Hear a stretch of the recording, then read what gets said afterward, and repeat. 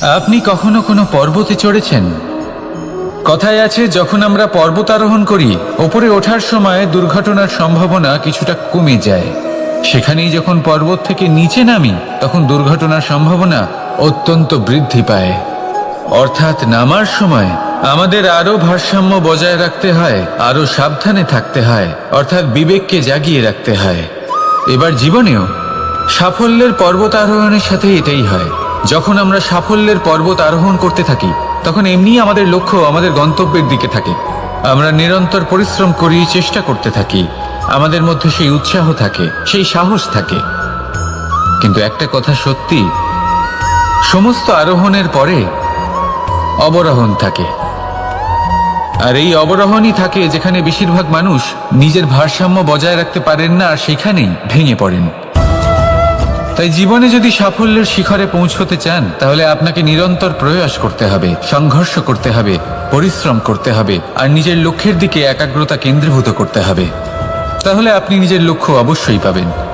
কিন্তু যখন অবরোহণের সময় আসবে, যা নিশ্চিত রূপে আসবেই, তখন আপনাকে সংঘর্ষ করতেই হবে, ধৈর্য ধরতেই হবে, সাবধানে থাকতেই হবে, ভারসাম্য বজায় রাখতেই হবে।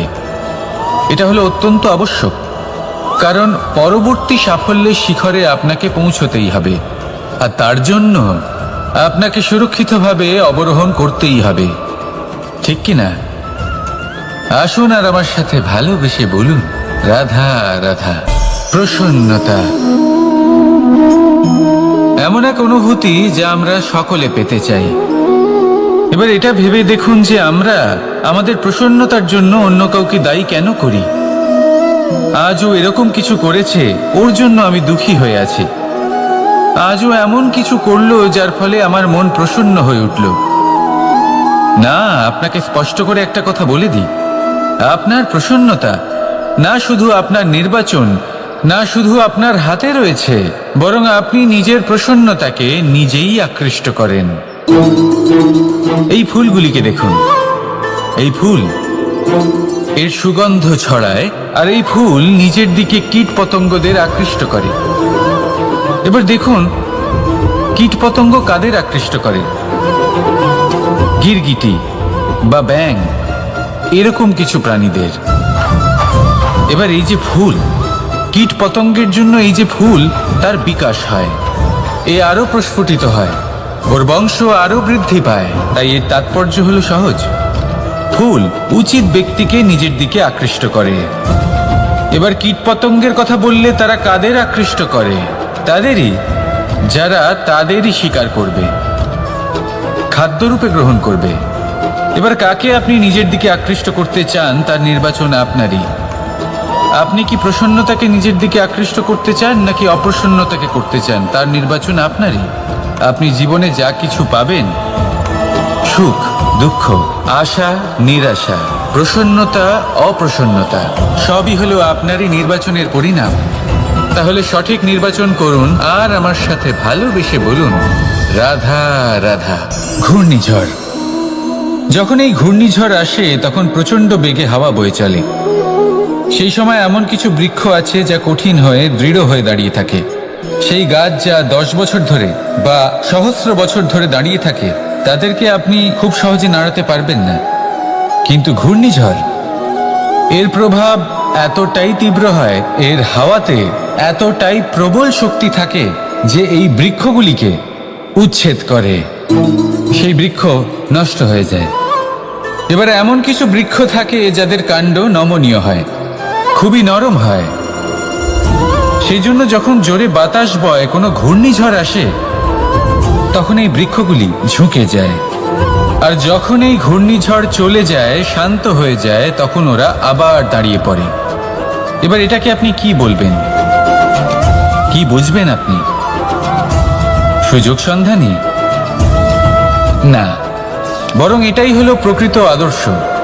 যখন আপনার সামনে এমন কেউ থাকেন যিনি আপনার থেকে অনেক শক্তিশালী, তখন তাকে সম্মান করা আপনাকে শিখতেই হবে। তাই মনে রাখবেন, এই সংসারে যখনই দুই শক্তির একে অপরের সাথে সংঘর্ষ হয়, শুধুই বিনাশ হয়। কিন্তু যখন শক্তির সাথে আসক্তি মিলিত হয়, সেখানে সুরক্ষা থাকে, সেখানেই কিছু নির্মাণ হয়। তাই আসুন আর আমার সাথে ভালোবেসে বলুন, রাধা রাধা। ভয়, আমরা ভয়ের বিষয়ে অনেক কথা বলি, ভয়ের থেকে সবসময় দূরে পালাই। কখনো ভেবে দেখেছেন আমরা এই ভয়ের সদ্ব্যবহারও কি করতে পারি না? নিশ্চিত রূপে করতেই পারি। এমন কোনো অক্ষর নেই যার দ্বারা কোনো মন্ত্র হয় না। তাই নিশ্চিত রূপে এই ভয়েরও সদ্ব্যবহার আমরা করতেই পারি। নির্ভর করছে আপনার দৃষ্টিভঙ্গির ওপর, আপনার প্রতিক্রিয়ার ওপর। ভয় যখন সামনে আসে দুটো পথ থাকে।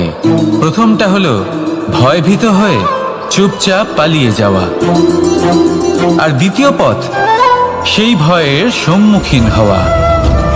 সেই ভয়ে ডুবে গিয়ে দেখুন এমন কি আছে যা আপনাকে পিছনে টেনে রাখছে। নিজের সাহসকে জাগিয়ে তুলুন, নিজেকে আরো শক্তিশালী বানিয়ে তুলুন, নিজেকে আরো শ্রেষ্ঠ বানিয়ে তুলুন, আর আপনার সামনে যা আছে সব প্রাপ্ত করে নিন। সেই ভয়, আপনি তার থেকে পালিয়ে যেতে চান নাকি তার সম্মুখীন হয়ে নিজেকে আরো শ্রেষ্ঠ বানাতে চান? সেই চয়ন আপনারই, প্রতিক্রিয়া আপনারই, দৃষ্টিভঙ্গি আপনারই। আসুন আর আমার সাথে ভালোবেসে বলুন, রাধা রাধা। কখনো কোনো বনে আপনি আগুন লাগতে দেখেছেন? এমন ভয়ানক আগুন লাগতে পারে সমস্ত বন জ্বালিয়ে দিতে পারে। সেখানে যে বনস্পতি পাওয়া যায়, সেখান থেকে যে ঔষধি পাওয়া যায়, সব কিছু নষ্ট হয়ে যায়। যে পশু পাখি পাওয়া যায় বেশিরভাগই নিজের প্রাণ হারিয়ে ফেলে, আর যারা বাকি থাকেন তারা নির্বাসিত হন। কিন্তু কখনো ভেবে দেখেছেন এই বনে আগুন লাগে কি করে? ছোট ছোট শুকনো পাতার কারণে, শুকনো ডালের কারণে, সেগুলো যেগুলো কখনো গাছের অংশ ছিল। সবসময় মনে রাখবেন, গাছ আমরা কুড়ুল দিয়ে কেটে থাকি, কিন্তু গাছ কখনো কুড়ুলের ডগা দিয়ে কাটা যায় না। বরং এই যে হাতলটা আছে, তাতে যে শক্তি লুকিয়ে রয়েছে, এই শক্তির দ্বারা গাছ কাটা হয়। এবার বলুন, এই যে হাতল, এ কি দিয়ে তৈরি হয়? স্বয়ং গাছের দ্বারাই। এর থেকে আপনি কি শিক্ষা পেলেন? যদি কেউ আপনজন হন, যে আপনার কোনো দরকারে লাগছেন, সেই কারণে তাকে নিজের থেকে দূরে করবেন না। যদি তার সাহায্যের প্রয়োজন হয় তাহলে তাকে সাহায্য করুন, যদি তার সঙ্গের প্রয়োজন হয় তাহলে তাকে সঙ্গ দিন। নিঃস্বার্থভাবে আপনজনদের বিকাশের পথে নিয়ে যান। নিজের স্বার্থ অনুসারে আপনজনদের নিজের জীবনে রাখবেন না। আসুন আর আমার সাথে ভালোবেসে বলুন, রাধা রাধা। জীবনে লক্ষ্য লাভ কি করে করতে হয়? কেউ বলবে বন্ধুদের সাহায্যে, কেউ বলবে প্রেমের সাহায্যে, কেউ বলবে নিরন্তর চেষ্টা করলে, কেউ বলবেন পরিশ্রম করলে, কেউ বলবেন ঈশ্বরের আশীর্বাদে, ইত্যাদি ইত্যাদি। আমি আপনাকে বুঝিয়ে বলি, এই যেমন ত্রিলোক আছে, অর্থাৎ 3 লোক আছে, যাকে সঞ্চালন করে ত্রিদেব বা 3 জন দেবতা। সেইভাবে নিজের লক্ষ্যে পৌঁছানোর জন্য 3টি ভাবের প্রয়োজন পড়ে। প্রথম ভাব হলো স্বপ্ন দেখা। আপনি যদি স্বপ্ন দেখতে শুরু না করেন তাহলে সেখানে পৌঁছতেই পারবেন না। তারপর আপনাকে দৃঢ় সংকল্প নিয়ে সেই পথ যেমনই হোক তাতে চলতে হবে। এ হলো দ্বিতীয় ভাব, দৃঢ় সংকল্প। আর তৃতীয় ভাব হলো সেই লক্ষ্যের যাত্রা পূর্ণ করার জন্য প্রতিবদ্ধ হওয়া। তাই যদি আপনি স্বপ্ন দেখতে পারেন, দৃঢ় সংকল্প দ্বারা পথ যতই কঠিন হোক না কেন তাতে চলতে পারেন, আর সেই লক্ষ্য লাভের যাত্রা পূর্ণ করার জন্য প্রতিবদ্ধ হতে পারেন, তাহলে আপনি নিশ্চিত রূপে আপনার লক্ষ্য লাভ করতে পারবেন। তাই আপনি এটাই করুন, আর আমার সাথে ভালোবেসে বলুন, রাধা রাধা। কথায় আছে যে জীবনে কিছু শুরু করার আগে স্বপ্ন দেখা অত্যন্ত গুরুত্বপূর্ণ, আর এটা 100% সত্যিও। কিন্তু কিছু মানুষ স্বপ্ন দেখা শুরু না হয় করে দেন, কিন্তু তারপর থামেনি না। স্বপ্ন দেখতেই থাকেন, তারা ভাবতেই থাকেন, কর্ম করেন না। এমন সময় আপনাকে নিজেকে জাগিয়ে তুলতে হবে, নিজেকে বলতে হবে যে এবার উঠে কর্ম করার সময় এসে গেছে। কারণ আপনারা যদি অত্যাধিক বিচার করতে থাকেন, স্বপ্ন দেখতে থাকেন, তাহলে উঠে কিছুই করতে পারবেন না। আপনি শুধু একটা কাজ করুন, উঠে কর্ম করা আরম্ভ করে দিন। তারপর ভেবেচিন্তে ধীরে ধীরে নিজের কর্মকে দিশাও দিন আর তাকে উচিত গতিও দিন, কারণ এটাই হলো সাফল্যের মূল মন্ত্র। না শুধু কর্ম করুন না ভাবনা চিন্তা করে, আর না শুধু ভাবুন কর্ম না করে। সাফল্যের মূল মন্ত্র হলো এর ভারসাম্যে। তাহলে এটাই করুন, সাফল্যকে লাভ করুন, আর আমার সাথে ভালোবেসে বলুন রাধা রাধা। সূর্যের মনে হয় যে তার থেকে বেশি তেজস্বী আর উজ্জ্বল কেউ নেই, তাই তার এই অহংকার ভঙ্গ করার জন্য মেঘ চলে আসে। তারপর এই মেঘের অহংকার বেড়ে যায় যে তার থেকে বেশি ঘন আর কেউ নেই। তারপরে বাতাসের একটা প্রবল দমক আসে আর মেঘেদের ছিন্ন ভিন্ন করে দিয়ে চলে যায়। তখন বায়ুর অহংকার বেড়ে যায়, আরো ভাবে যে তার থেকে বেশি শক্তিশালী আর কেউ নেই। এই দমকা বাতাস যখন বিশাল এক পর্বতের সাথে ধাক্কা খায়, তখন সেই বাতাসের অহংকারও চূর্ণ বিচূর্ণ হয়ে যায়। তারপরে পর্বত ভাবে যে তার থেকে বেশি ধীর আর শক্তিশালী আর কেউ নেই। তখন পৃথিবীতে ভূমিকম্প হয় আর সেই বিশাল পর্বত চূর্ণ বিচূর্ণ হয়ে যায়, তারও অহংকার ভেঙে যায়। এবার ধরিত্রীর অহংকার হতে থাকে। ধরিত্রী বলে যে আমার উপর সবকিছু টিকে রয়েছে, আমার থেকে বেশি শক্তিশালী আর কেউ নেই। একটা ছোট্ট ইঁদুর আসে, মাটিতে গর্ত করে আর মাটি ধসিয়ে দেয়। ধরিত্রীর অহংকার ভেঙে যায়। এর তাৎপর্য হলো সরল, এই সংসারে অহংকার কখনো স্থির থাকে না, এই অহংকার ভাঙবেই। এটা হলো সাংসারিক চক্র। আমাদের নিজেদের জীবনে কর্তব্য পালন করতে হবে, কর্ম করতে হবে, কিন্তু অহংকার নয়। যে ব্যক্তি এটা বুঝতে সক্ষম হন তাকে জ্ঞানী বলা হয়, আর যে মানুষ এটা বুঝতে পারেন না তিনি সারা জীবন শোধ প্রতিশোধ মান অভিমানের এই চক্রে আটকা পড়েন। এবার আপনি কি এই চক্রে আটকে থাকতে চান নাকি জ্ঞানী হয়ে উঠতে চান? সেই চয়ন আপনারই। আসুন আর আমার সাথে ভালোবেসে বলুন রাধা রাধা। কোনো যোদ্ধা জন্ম থেকে যোদ্ধা হন না, তিনি যোদ্ধা হবেন কিনা চয়ন করেন। তিনি যোদ্ধা হবেন বলে তখনই স্থির করেন যখন তিনি পিছু হটবেন না বলে দৃঢ় প্রতিজ্ঞ হন। যদি ওনার সামনে অশুভ কিছু হয় তার বিরোধিতা করতে দৃঢ় প্রতিজ্ঞ হন, তবেই তিনি যোদ্ধা হতে পারেন। কেউই যোদ্ধা হয়ে এই পৃথিবীতে জন্মগ্রহণ করেন না। আপনি কি হতে চান? সেই দর্শক হতে চান যারা যুদ্ধভূমিতে বসে থেকে অন্য কারোর জয়ে উচ্ছ্বাস প্রকাশ করেন, নাকি সেই যোদ্ধা হতে চান যিনি নিজের শৌর্য দিয়ে বীরত্ব দিয়ে পরাক্রম প্রদর্শন করেন এবং যার প্রশংসা যুগ যুগ ধরে হয়ে চলে? সিদ্ধান্ত আপনারই।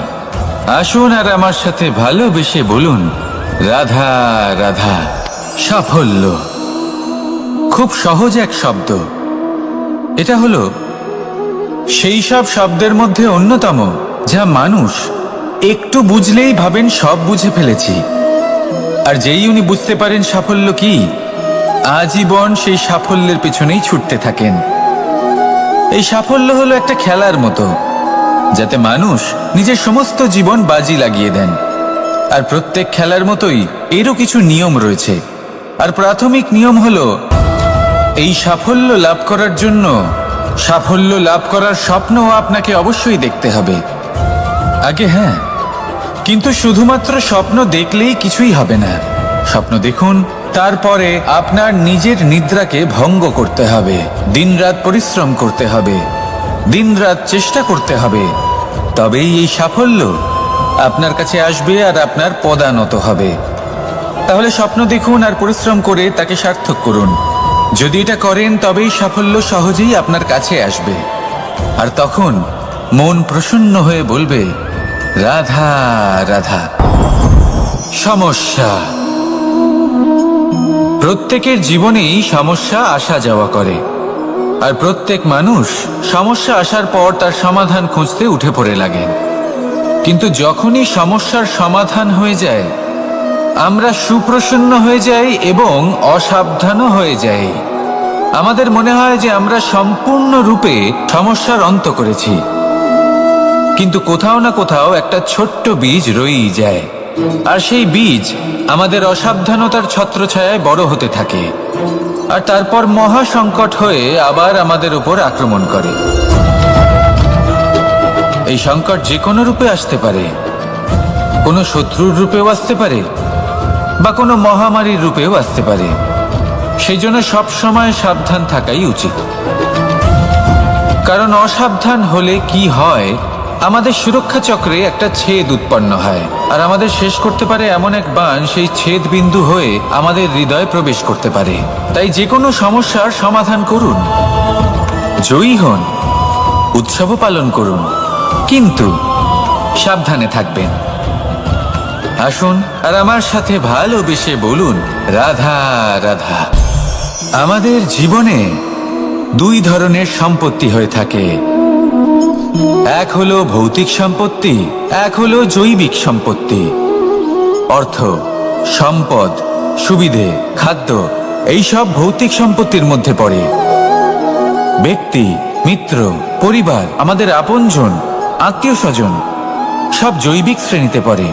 আর প্রত্যেক মানুষের পক্ষে এই বিভাজন বোঝা অত্যন্ত আবশ্যক, কারণ মূলত আমাদের ব্যবহার দুই রকমের হয়ে থাকে। হয় আমরা ভালোবাসি বা আমরা সদ্ব্যবহার করি।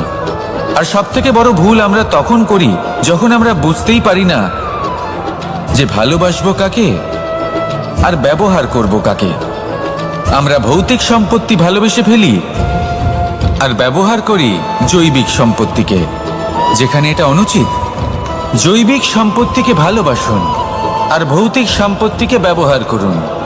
যেদিন আপনার মধ্যে এই বোধ জাগ্রত হবে যে কাকে ভালোবাসবেন আর কাকে ব্যবহার করবেন, সেই দিন আপনার জীবনে শুধুই শান্তি বিরাজমান হবে। আর তখন এই মন প্রসন্ন হয়ে বলবে, রাধা রাধা।